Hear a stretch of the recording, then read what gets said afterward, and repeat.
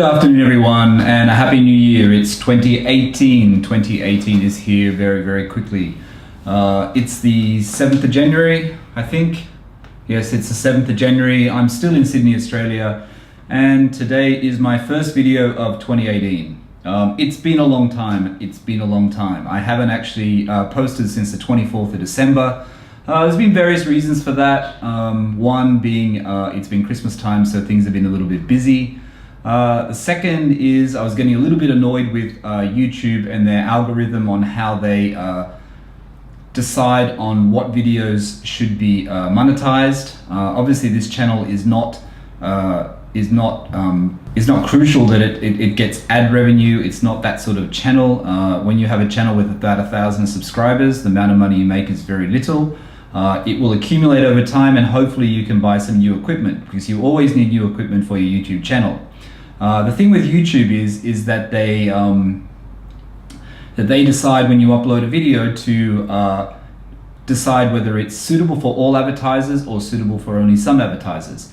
Every video that I put up over Christmas in my Porsche Christmas vlogs, all of them were demonetized as soon as I uploaded them. It takes about 2 days for that to be taken off, and then eventually they're monetized again. Now, of course, we're not talking about large sums of money, but a lot of YouTubers are having this problem, and a lot of money is being lost.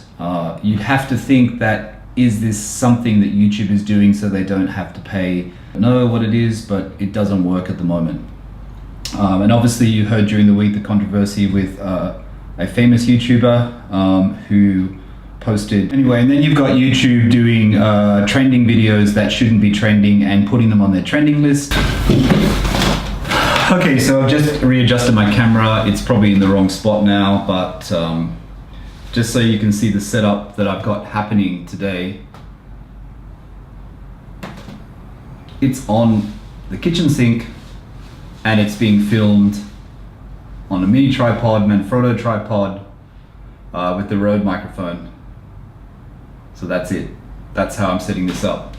So I've tried a different camera today. I usually use the G7X. The G7X is good, but you probably notice in some of the videos there's a clicking sound. If you buy a G7X Mark II or a G7X to video, not necessarily YouTube, but to video anything you have, you'll find that it has a clicking sound when it's trying to find focus, which you'll actually hear in the audio. It's a known problem, can't be fixed. The Sony RX100 doesn't do that, so I'd probably suggest buying an RX100. But if you buy an RX100, you don't have the touch screen. So obviously the touch screen is much easier when you are holding the camera and filming yourself.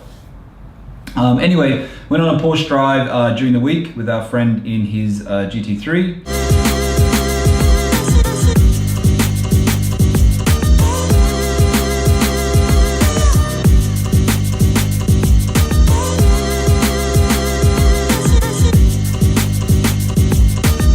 We went down south to Seacliff Bridge, which is in one of the games, some game. You know, the bridge that goes over around the side of the cliff. Famous, picturesque. So we went over to there. We went through to Kangaroo Valley. Kangaroo Valley is very winding up and down to a place called Fitzroy's Falls. I did post things on my Instagram. If you follow me on Instagram, if you want to follow me, the link's down below in the description of this video. Yeah, so we went for a ride. It was about a 3-hour drive, I think. It was about 300 kilometers. It was about 300 and something kilometers, roundabout.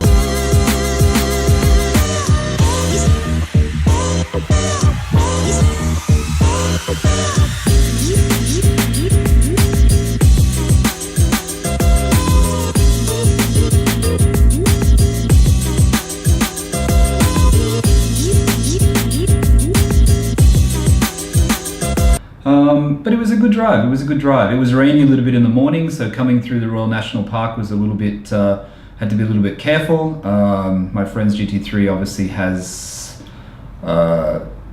factory owned tires, which I think are semi-slicks or something on GT3s, so I don't know how well they grip in the wet. The car felt really good. My car felt really good. It's the first time I've actually been on a proper twisty road since I've had the new tires and the smaller wheels, the 19-inch wheels instead of the 20-inch wheels.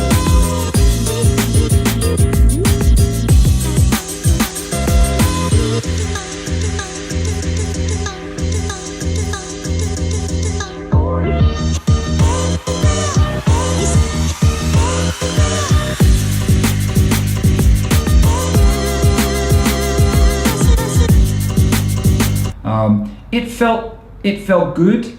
The 20-inch wheels, I've been on that road a few times with the 20s when I had the Tech Art 20 inches, which had the 325 tire on the back. It felt heavier before. Not saying that it felt bad now, but the car felt a lot lighter, a lot more nimble. When it was on the 20s, it felt a lot more planted and a lot heavier.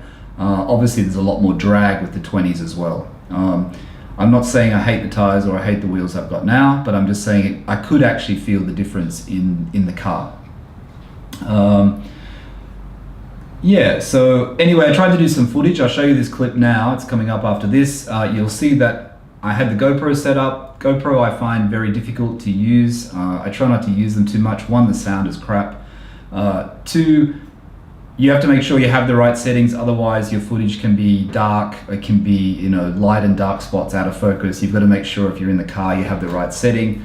I know everyone else on YouTube, all these famous YouTubers, rich YouTubers as I call them, with their McLarens and their Ferraris, all make it look very, very easy, but it's not that easy. Yeah, so it basically focused on the center of the line on the windscreen, which makes the footage not look great. I mean, I do really like the rear view. I put the camera on the rear arch behind my driver's side, pointing back. I think that view is actually a really good view, so I might use that again. Next time I think I might point it towards the front as well. Maybe I have one on one side to the back, and then I have the smaller session on the other side to the front, so it's both sides. That could be quite cool. Yeah, so while in Australia I'm trying to use the GoPro and trying to get good car footage. I put one on the rear of the car, which you'll see some of that footage now.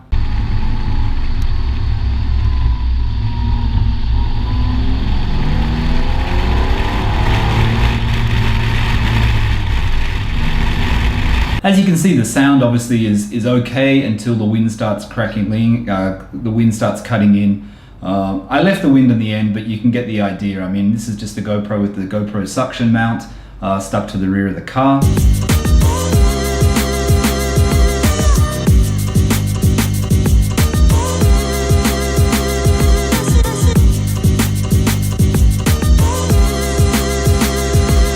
I know when you put it on the roof, it actually is a good spot as well.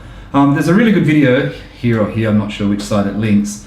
A guy tells you all the angles where you can have for the GoPro, like he does it inside and he does it outside. It's a really, really good video. You should check it out. A lot of these YouTubers are very secretive on how they place their GoPros. I always notice when they film inside their car, like Salmadrin and things like that, and they show you where their GoPro is and they don't want to show you, they switch it off very quickly. But this guy actually goes through and shows you all the positions. It's really, really good. I have to give credit to people like Nick Murray though, because he does actually get the outdoor filming and the filming really, really, spot on. I really am impressed with his camera skills. Nick, if you're watching, let me know in the comments how you do it.